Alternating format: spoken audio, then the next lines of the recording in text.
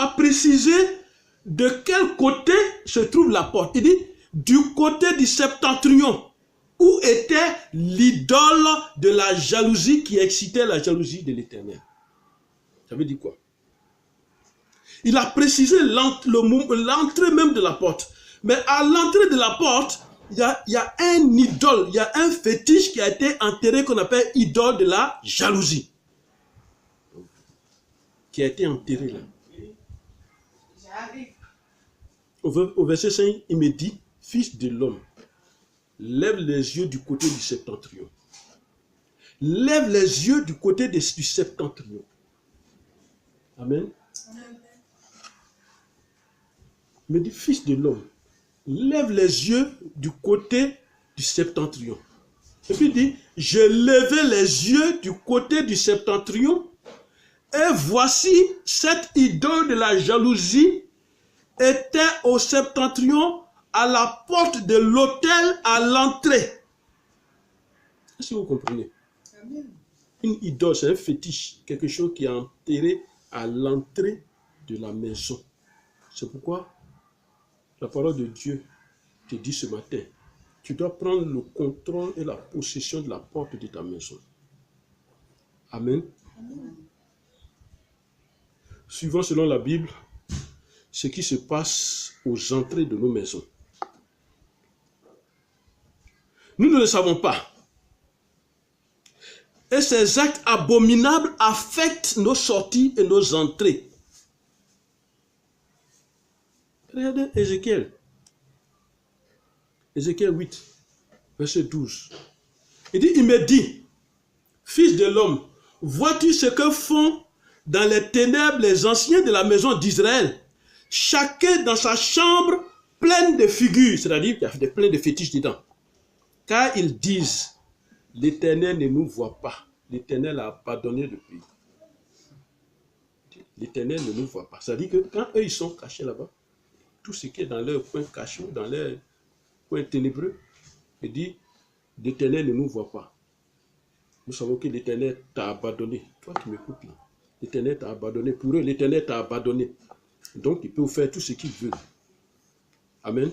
Amen. Et il me dit, tu verras encore d'autres abominations qu'ils commettent. Tu vas voir encore d'autres abominations qu'ils commettent.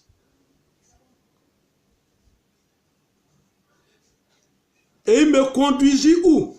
À l'entrée de la porte de la maison de l'Éternel. Quand on dit la maison de l'Éternel, ça veut dire quoi? L'église. Les abominations qu'ils font dans les églises. À la porte. Les gens qui rentrent, qui sortent, il faut que les gens viennent beaucoup dans l'église. On va enterrer quelque chose devant l'église. Si c'est une maison d'habitation, on va enterrer quelque chose pour que les entrées et les sorties soient mauvaises. Du côté du septentrion. Et voici, il y avait là, regardez ce qui se passe à la porte.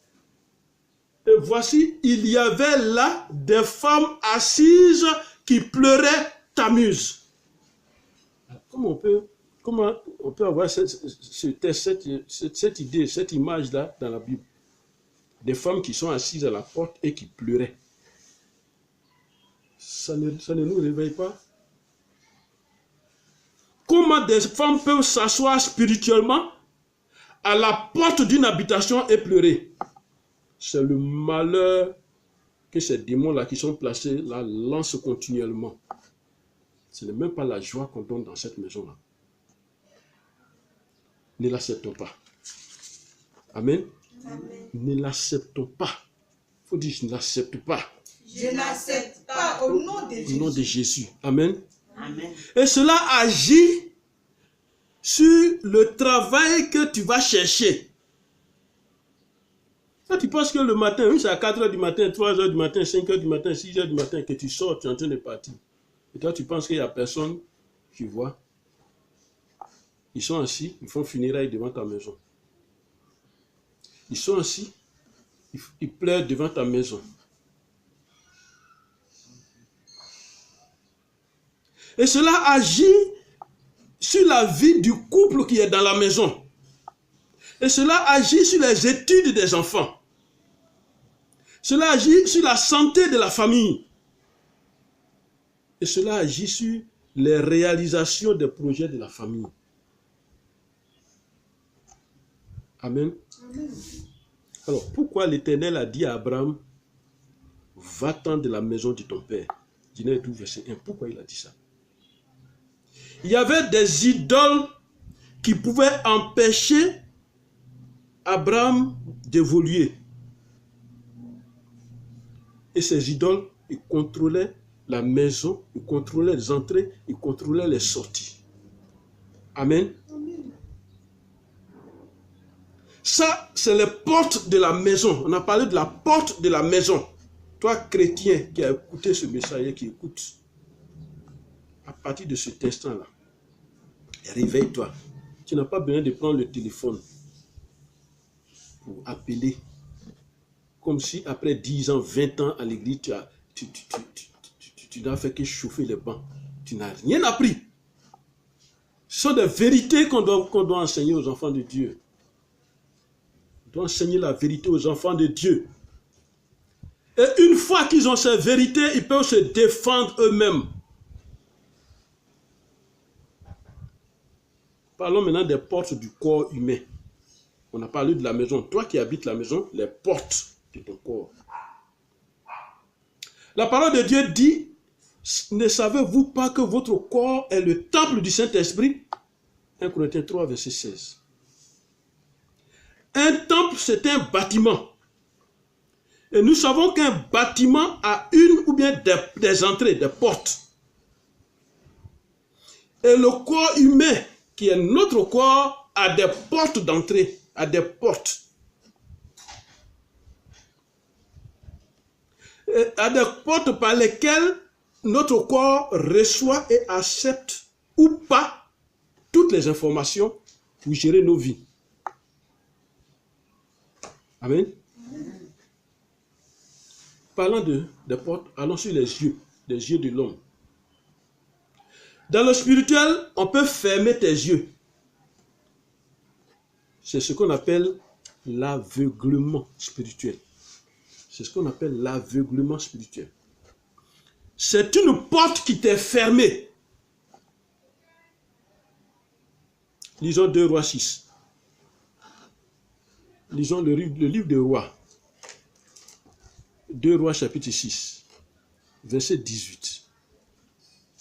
Et la parole de Dieu dit, les Syriens descendirent vers Élisée. Amen. Est-ce que vous suivez? 2 Rois 6. Les Syriens descendirent vers Élisée. Il adressait alors cette parole à l'Éternel. Daigne frapper d'aveuglement cette nation. Daigne frapper d'aveuglement cette nation. Et l'Éternel les frappa d'aveuglement selon la parole d'Élisée. Amen. Amen. Élisée a demandé qu'on frappe leurs ennemis, que l'Éternel frappe leurs ennemis d'aveuglement. Et l'Éternel l'a fait. Amen. Amen. Vous savez, le diable ne crée rien. Il ne prend pas d'initiative. Le diable n'invente rien. Il ne fait que copier ce que Dieu fait qui réussit de Dieu là. Il applique ça sur nous. Amen. On peut être frappé d'aveuglement et d'égarement d'esprit. Alors une fois que tu es frappé d'aveuglement, c'est-à-dire tu as des yeux physiques, on voit. Tu vois bien que la couleur elle est rouge, c'est blanc, ça c'est jaune, ça c'est vert, tu vois ça très bien. Mais physiquement, tes yeux ne sont pas ouverts pour voir les choses qui concernent ta vie. Tes yeux ne sont pas ouverts pour voir que là, tu peux faire quelque chose qui va t'aider dans la vie. Tes yeux ne peuvent pas s'ouvrir. On a fermé tes yeux. Cette porte-là de ton corps est fermée.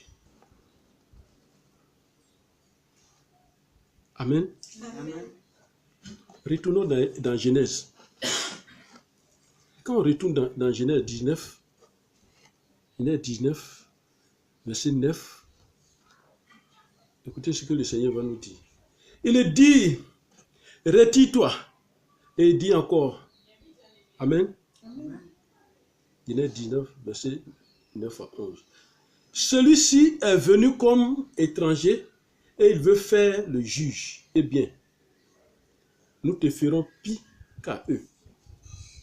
Et pressant Lot avec violence, ils s'avançaient pour briser la porte. Ils sont venus avant d'être... Regardez, vous voyez l'image. Ils sont venus vers Lot, ils veulent briser la porte. Ils veulent briser la porte. Ce que je vous dis, c'est du spirituel vécu. J'ai vu en une vision des gens qui étaient beaucoup à ma porte et qui se battaient pour rentrer dedans pendant que je dormais. Les hommes étendirent la main, fit entrer Lot. Quand ils ont fait rentrer Lot, qu'est-ce qu'il a fait? Ils ont frappé d'aveuglement ceux qui étaient à la porte et qui se débattaient à la porte. Alors, quand tu es frappé d'aveuglement, tu ne vois plus les réalités de la vie. Amen. Tu es fait pour voir les réalités de la vie. Il faut dire, je verrai les réalités de la vie au nom de Jésus. Les réalités de la vie, c'est quoi? Toutes les bonnes choses passent à côté de toi et tu ne les vois pas. Parce qu'on a fermé cette porte-là de vision. Tu as fermé la vue. Tu ne peux même pas voir les opportunités. Tu ne peux pas les voir. Et c'est pourquoi Jean 9, verset 1 dit, Jésus vit en passant un aveugle de naissance. Regardez pour lui. Un aveugle de naissance. Alors, à quoi ça sert donc de venir sur la terre? Pour ne pas voir les bonnes choses. Certainement, cet enfant qui est né aveugle de naissance, retournons la chose dans le spirituel. Je ne parle même pas du physique, dans le spirituel. On met un enfant au monde, on l'aveugle spirituellement depuis sa naissance. Il ne voit pas les réalités de la vie. Il ne comprend pas les réalités de la vie. Il ne connaît pas les choses de la vie. Il ne voit pas les choses de la vie. Comment sera sa vie? Jésus l'a guéri malgré les oppositions. Et les disciples de Jésus lui ont posé une question. Ils ont posé une question à Jésus. On va lire cette question-là. Prenons Jean 9. Prenons le livre des Jean. Ils lui ont posé une question. Jean chapitre 9. Jean 9, verset 2. Ils lui ont posé une question. Jésus vit en passant un homme aveugle de naissance. Ses disciples lui fit cette question. Rabbi, ça dit maître. Qui a péché? Cet homme ou ses parents pour qu'il soit né aveugle. Répète avec moi, si j'étais né aveugle. Si j'étais né aveugle, au nom de Jésus, je fais disparaître l'aveuglement au nom de Jésus. Si j'étais né aveugle, pour ne rien voir de bon sur la terre, à partir d'aujourd'hui, j'efface cet aveuglement par le sang de Jésus-Christ, au nom de Jésus. Amen. On lui a posé la question. Il y a des gens qui sont nés aveugles spirituellement. C'est pour eux que Jésus est venu. Et je transpose ça dans le physique. Il y a des gens qui sont physiquement aveugles aussi. C'est pour eux que Jésus est venu. Et Jean-Baptiste qui était avec Jésus, il doutait de la mission de Jésus parce que lui-même il était en captivité en prison. Et il a envoyé les gens vers Jésus pour lui poser une question. Luc, chapitre 7. Il va lui poser une question. Il va lui demander. Luc, chapitre 7, verset 20.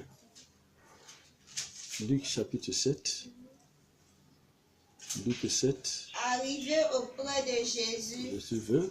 Arrivé auprès de Jésus. Il dit. Jean-Baptiste nous a envoyés vers toi. Jean-Baptiste nous a envoyés vers toi, Jésus. C'est Jean-Baptiste qui nous a envoyés vers toi.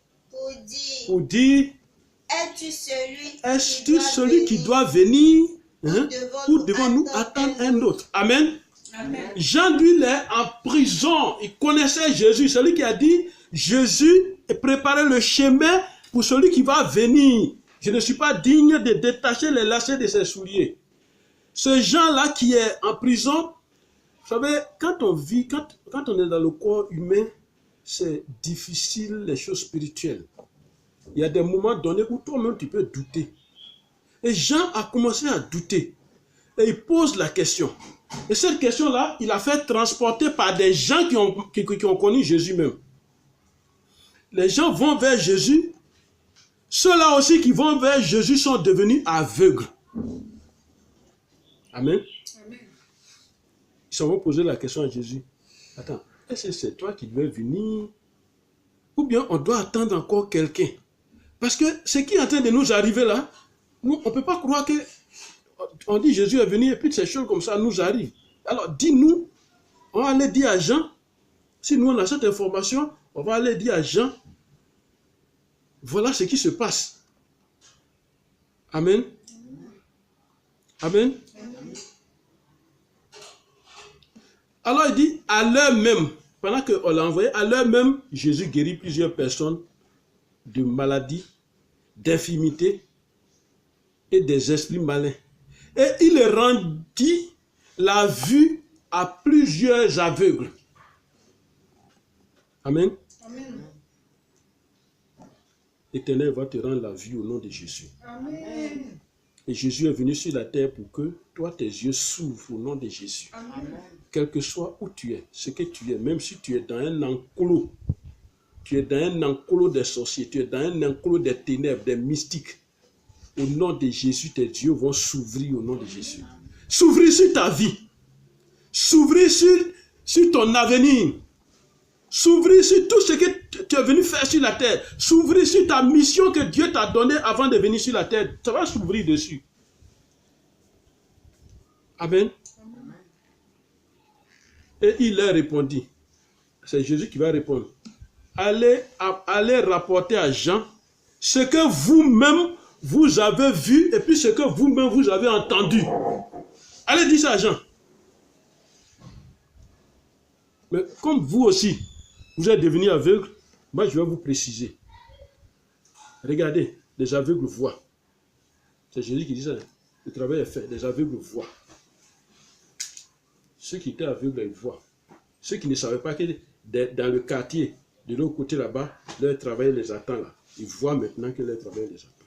Ils ont découvert le coin maintenant. Ceux qui ne savaient pas que, en tant qu'homme, même si Dieu t'a donné un peu d'argent, cet argent-là, tu dois le mettre quelque part là pour fructifier. Ceux qui ne connaissaient pas là, Dieu va ouvrir, ils vont voir maintenant, les aveugles voient. Toi qui prenais ta vie pour t'amuser, Dieu va envoyer une situation maintenant que toi-même tu vas voir. Quelle est cette situation? Celui qui a fait l'enfance avec toi, qui est né avec toi, va passer avec son chauffeur devant toi. Et puis il va s'arrêter pour te dire bonjour pendant que toi tu transpires. Puis tu vas dire, ah, qu'est-ce qui s'est passé dans ma vie? Tes yeux vont voir. Amen. Amen. Amen. Amen. Il dit, va lui dire, les boiteux marchent, les lépreux sont purifiés, les sourds entendent, les morts ressuscitent, la bonne nouvelle à annoncer aux pauvres. Va lui dire ça. Ça, c'est là les yeux de l'homme. C'est les yeux. Sache une chose, c'est que Jésus est venu pour que tes yeux s'ouvrent au nom de Jésus. Amen. Et quand ça va te surprendre, tu auras l'impression qu'on a ouvert un rideau. Ça fait fouah. Et puis, tu vas comprendre. Tu vas dire, mais attends, qu'est-ce qui se passait même dans ma vie? Qu'est-ce qui se passait? Comme celui qui il dormait dans les cimetières, le démoniaque qui dormait dans les cimetières.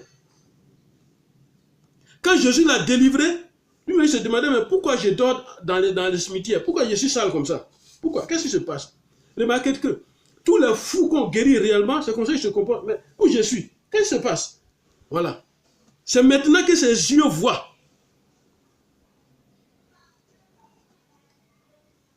Une autre porte, les oreilles de l'homme.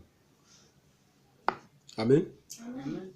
On va lire Ésaïe 29, verset 18.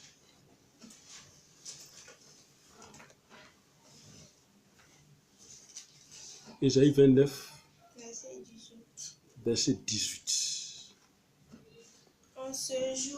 En ce jour-là, les sourds entendront quoi? La parole du livre.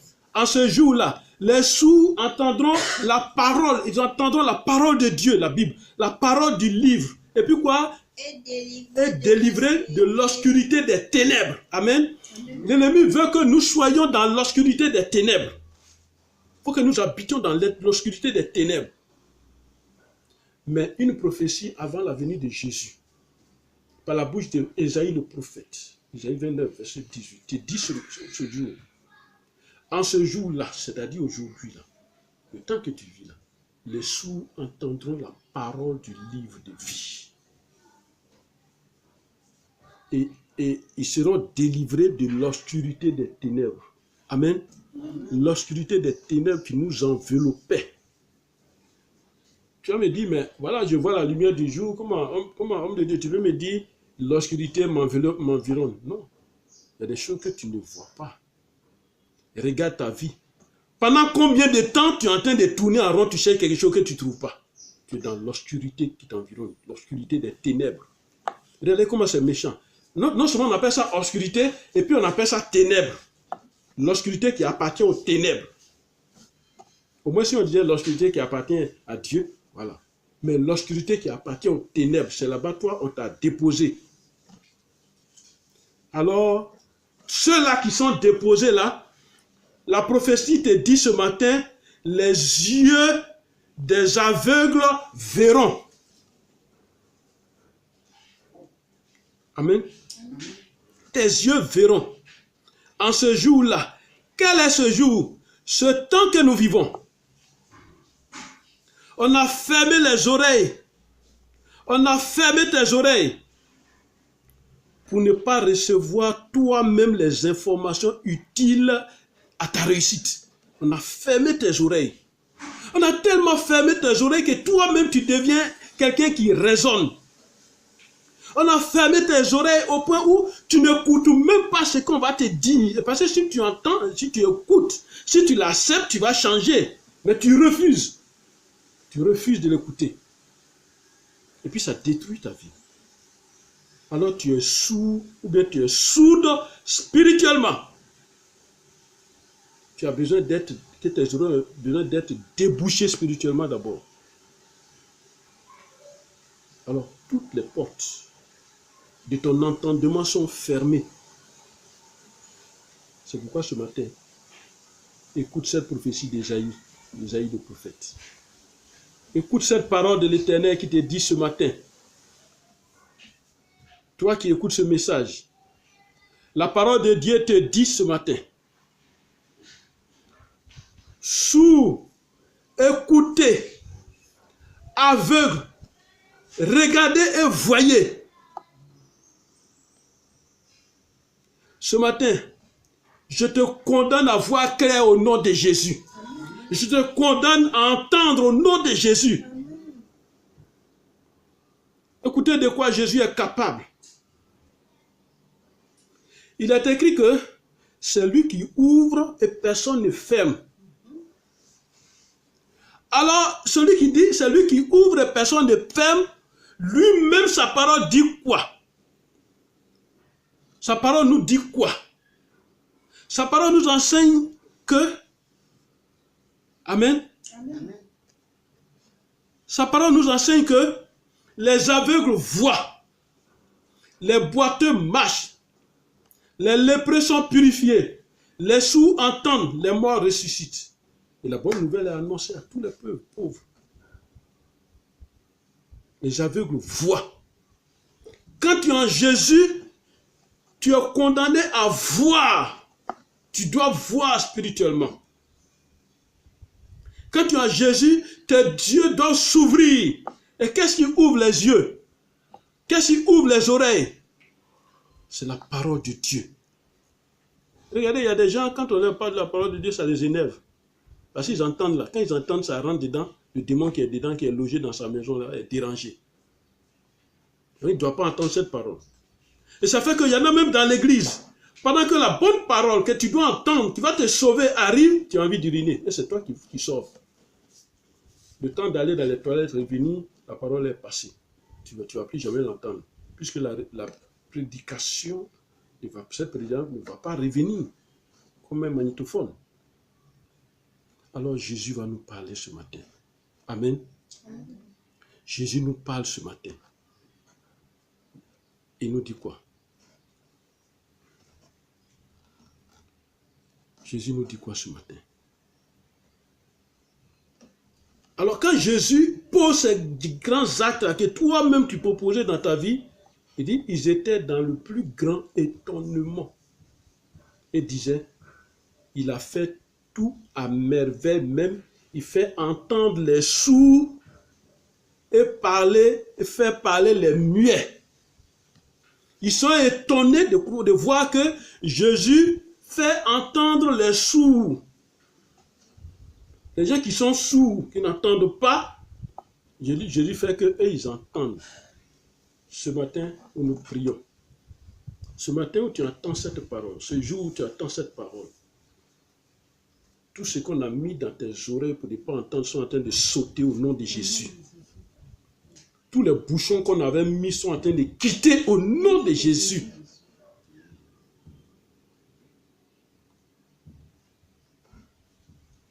Amen. La parole de Dieu dit, dans Ésaïe 35, verset 5, « Alors s'ouvrir les yeux des aveugles et les oreilles des sourds. » Ça, on a parlé de la maison. On a parlé de tes yeux. Amen. On a parlé de tes oreilles. On va parler maintenant de ton nez, le nez de l'homme. Pourquoi nous avons un nez? Ce n'est pas seulement pour respirer. Amen. Ce n'est pas seulement pour respirer. Mais aussi pour sentir les bonnes choses et les mauvaises choses de la vie. Amen. Mais comme je vous l'ai dit, tout commence dans le spirituel. Amen. Voilà. Tout commence dans le spirituel pour devenir vie. Ça commence d'abord dans le spirituel pour devenir vie. Alors, dans le spirituel, on va rentrer dans le spirituel pour parler du nez de l'homme. Et c'est pourquoi le livre de la sagesse va nous dire, le livre de Proverbes 30, verset 33 va nous dire, car la pression du lait produit de la crème. C'est-à-dire qu'on presse le lait, ça produit de la crème. Maintenant, la pression du nez produit du sang. Et la pression de la colère produit des querelles. Mais regardez la partie du nez. La pression du nez provoque du sang. Produit du sang. Ça veut dire quoi? Quand on a pressé ton nez, ça veut dire quoi? On ne veut plus que tu sentes quelque chose. On ne veut plus que ton nez même fonctionne. On peut te fermer l'odorat. Et c'est une porte qu'on ferme. Spirituellement, tu ne peux plus sentir les bonnes choses de la vie. Ce n'est que les mauvaises choses seulement que toi tu vas sentir. Alors, puisque tu ne peux plus sentir les bonnes choses, c'est les saletés là qui vont t'intéresser. Les saletés vont t'intéresser. Et c'est ça qui va faire que laver ton habit là, ça ne te dira rien. Mais rien ne t'intéresse maintenant. Ce sont des choses spirituelles que les enfants de Dieu doivent connaître. Amen. Amen. Amen. Amen. Voilà, les enfants de Dieu doivent connaître ces choses. Ce n'est pas le fait d'avoir une église qui s'appelle tant, non. Ce n'est pas le fait de marcher avec un archibishop, non. C'est toi-même, parce que la parole de Dieu dit, faites de toutes les nations des disciples. C'est Jésus qui a dit, il n'a pas dit, faites de toutes les nations vos fidèles. Non, des disciples. 1 Corinthiens 12. 1 Corinthiens 12. Verset 17. Alors, il dit quoi? Si tout le corps était l'œil, où serait lui? C'est-à-dire, où serait, si tout le corps était l'œil, où serait lui? S'il était tout lui, où serait l'odorat? Voilà trois choses importantes, trois portes importantes dans la vie de l'homme. Les yeux, les oreilles, le nez. Une autre porte très dangereuse et destructrice. Et c'est sur cette porte-là que nous allons terminer presque. C'est le sexe. On peut te fermer la porte du mariage. Par là, on peut fermer. Que tu sois homme ou femme. Ce que le diable désire, c'est mélanger, tout mélanger dans nos maisons.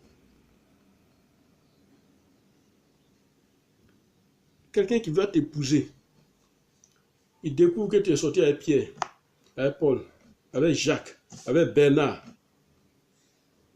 Et ces gens-là vivent dans le même quartier à lui. Tu penses qu'il va te prendre? Quelqu'un qui veut t'épouser, il sait que tu es la tante plaisir du village.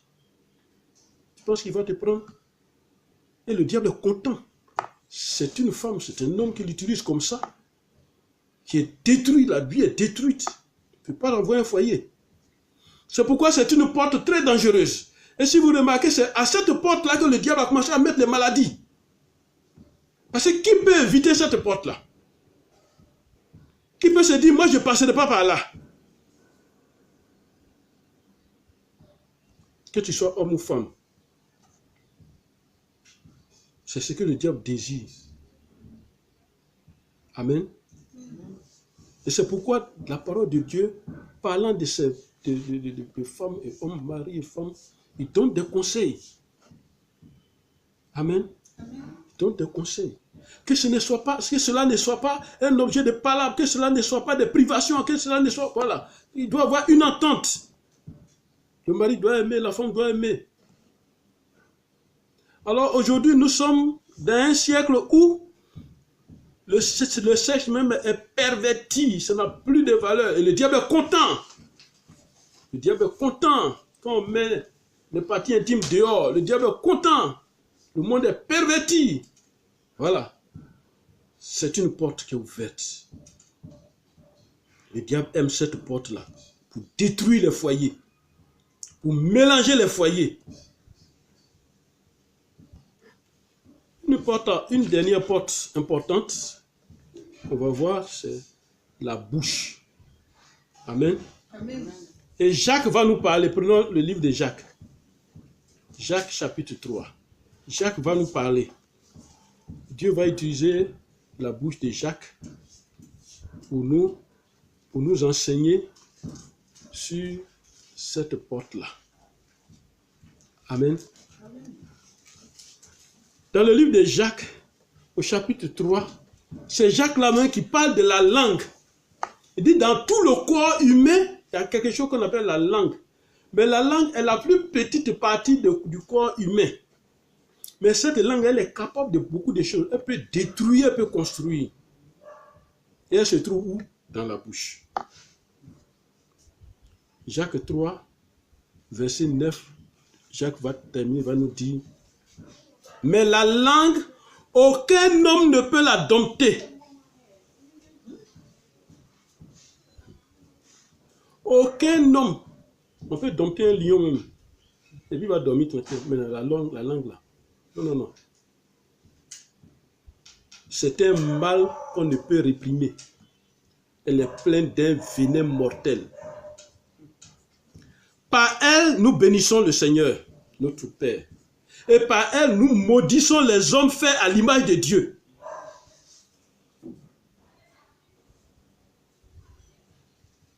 De la même bouche sortent la bénédiction et la malédiction. Alors il ne faut pas, mes frères, qu'il la soit ici. La source fait-elle jaillir par elle-même l'ouverture d'eau douce ou l'eau amère? Voilà la question qui est posée ce matin. la bouche. Chacun a une bouche, c'est pas mauvais. Dieu ne s'est pas trompé. Mais ta même bouche, ça peut te détruire toi-même. Ta même bouche, ça peut te construire toi-même. Te détruire comment? C'est ce que tu dis. C'est ça qui fait entrer ça dans ton corps. Amen. Amen. C'est pourquoi la parole de Dieu dit, dans le livre de Luc, et c'est Jésus qui parle. Amen. Amen. Jésus nous a déjà donné plein de conseils, et ce conseil. Dans le livre de Luc 6, au verset 45. Luc 6, au verset 45. Il dit, l'homme bon, Luc 6, verset 45. L'homme bon tire de bonnes choses du bon trésor de son cœur. Et le méchant tire les mauvaises choses de son mauvais trésor. Mais ce qui est important aussi, il dit, car c'est de l'abondance du cœur que la bouche parle. Amen. Ça veut dire quoi? Si la pauvreté a rempli ton cœur, partout les gens sont en train de causer, quand ils arrivent, toi tu vas parler de pauvreté. Amen. Si la sorcellerie domine ton cœur, partout où on arrive, on parle d'autres choses, c'est toi qui vas tout faire pour qu'on parle de sorcellerie. C'est-à-dire que toi, ton cœur n'est pas rempli d'actions positives, de bonnes choses positives, des choses positives qui vont faire que tout acte que tu vas poser aussi va réussir. On n'a pas besoin d'être psychologue pour savoir. Amen. Amen. Et quand on parle de psychologie, c'est la base de ces choses-là. Il dit c'est de l'abondance du cœur que la bouche parle. Un psychologue n'est pas un devin. Quand il parle à quelqu'un, il t'excite à parler. Ce que tu dis là, il découvre déjà ce qui est en toi. Il découvre ça. C'est ce que Jésus nous enseigne là. Tu vas trouver quelqu'un qui parle, si tu l'écoutes très bien, tu sais qu'il est méchant, tu sais qu'il est voleur, tu sais qu'il est sorcier, tu sais qu'il est bandit, tu sais qu'il est menteur, tu sais. Parce que c'est ce qui est plein dans son cœur, là, c'est ça qu'il va dire. Ça déborde. Amen. Amen. Alors ce matin, avant de terminer, il y a des portes qui sont ouvertes dans nos vies que nous devons fermer au nom de Jésus. Il y a la porte de la mort, c'est nous qui devons la fermer quand l'ennemi l'ouvre. Les portes du chômage, c'est nous qui devons fermer parce que l'ennemi a ouvert cette porte-là. On doit la fermer.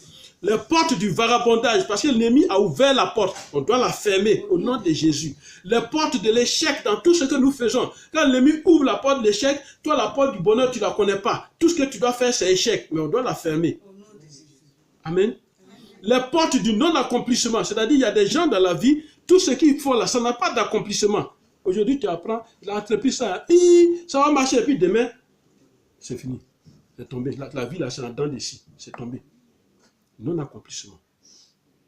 Alors quand tu constates ces choses-là dans ta vie, comme on a dit tout de suite, il faut que tu te lèves. Tu n'as pas besoin d'attendre les gens pour prier, que tu te lèves, même si tu es dans ta maison, dans ta chambre, tu te lèves. Et puis tu refuses. Quand tu refuses, Dieu refuse. Pourquoi? Parce qu'en chacun de nous, Dieu a donné le libre arbitre. C'est-à-dire que tu peux dormir toute ta vie. Dieu ne va pas te dire, lève-toi, va chercher du travail. Non, non, non. Tu dors, il faut dormir. Dors, tu dors. C'est ce que tu veux. Il faut dormir. Dieu ne va jamais te dire, monsieur, va derrière le château là-bas, il y a quelqu'un qui a une affaire de 1 million, tu vas faire. Dieu ne va jamais te dire ça. Mais c'est parce que quand toi-même tu vas marcher, tu vas chercher, puis tu vas croiser des circonstances jusqu'à trouver la chose. Alors cet esprit, cette porte de non-accomplissement qui est ouverte, nous devons la fermer au nom de Jésus. Tu ne vas pas accepter la souffrance parce qu'on a ouvert la porte de la souffrance dans ta vie. Ferme cette porte. Tu ne vas pas accepter la misère parce qu'on a ouvert la porte de la misère. Et puis toi-même, tu es là misérable. Et puis tu acceptes ça. Je refuse d'être misérable. Je ferme la porte de la misère au nom de Jésus. Quand tu fermes, ce n'est pas la prière. Ça ne s'achète pas. Tu es une femme.